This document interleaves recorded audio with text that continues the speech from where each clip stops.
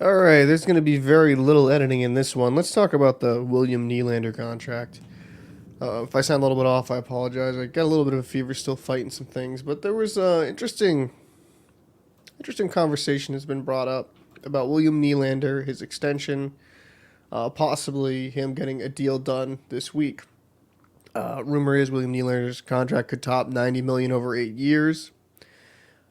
And he's been phenomenal for the Leafs, so I can understand it from this. The Maple Leafs could offer Nylander an 8-year, $11.25 million contract, $1 million extension this season.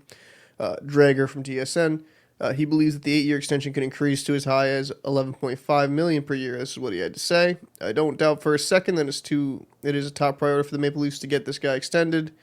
It's getting to a place where I think he can appreciate as a star player. He's likely earned it. So, I'll have that probably down below in the description. But let's look how good Nylander has done this season.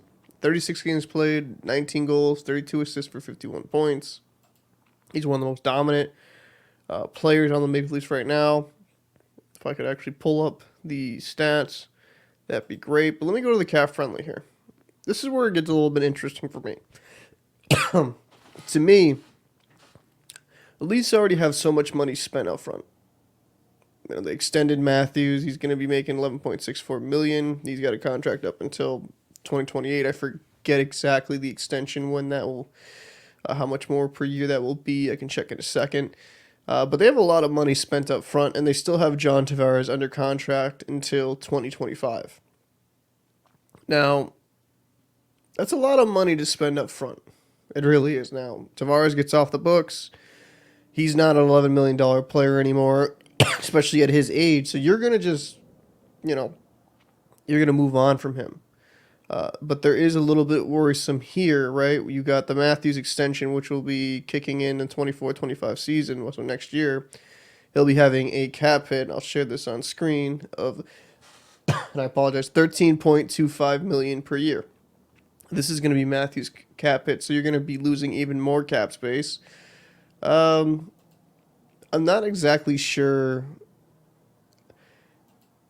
Is Nylander worth that money?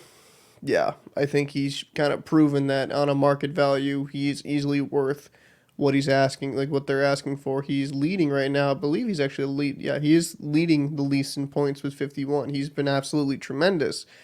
But that's a lot of money to invest up front. And I feel like with the Maple Leafs, they're making the same mistakes time and time again. Could you trade a guy like William Nylander, who's a UFA at the end of this year? I mean, you could. You could get a little bit of a ransom for it. He's only making 6.9 this season.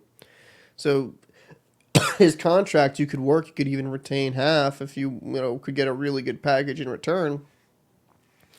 It's not that I don't like the player of Nylander. I think it's just overall they're going to keep spending up front. They don't spend enough on the back end. Because when you're, 51 points, great player. But, I mean, who do you have here on defense that really wows you? I mean, you have Morgan Riley at 7.5 until 2030. TJ Brody's contract is done after this season. Benoit is a restricted free agent.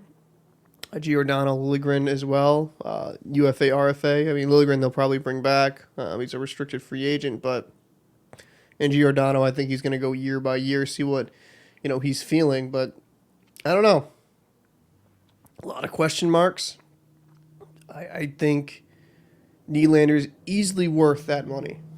So I don't want to get that twisted that I don't think he's worth the money. I just don't know with the Maple Leafs if it makes sense to sign another forward to such a high contract deal. I don't know. I like the deal. There's not much cap space right now. A guy like Pertuzzi, I don't think they're going to bring back. I think they signed him to a 1-year deal. So you're like, oh, there's $5 million open in space. But if you sign Nylander to that deal, then that $5 million goes completely away. And are we really fixing the problem with the Maple Leafs, or are we just playing the long game? Are you taking up Is Nylander going to take up that $5 million that Bertuzzi?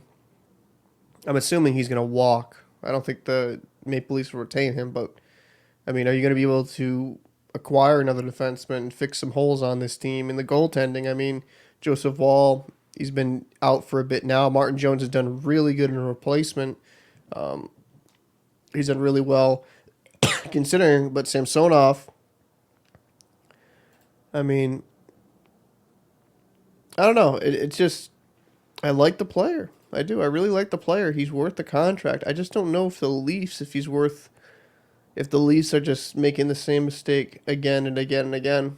I could be proven wrong, but I don't know.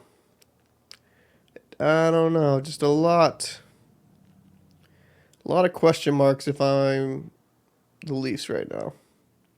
A lot of question marks. Do you want to spend that much money up front? You want to keep, doing the same thing over and over again? Are you waiting till John Tavares' contract's done in 25, then you'll acquire another big name defenseman, or acquire even through trade? Just a lot of things up in the air. I don't know if this is the best move for the Maple Leafs, in my personal opinion. But I'd like to know your thoughts down below in the comment section. Do you think William Nylander should be extended for the Maple Leafs at 11.25 or 11.5, or do you think they'd be better off spending that money elsewhere? Let me know your thoughts down below. Captain Paul, see you in the next one. Going to sleep after this one.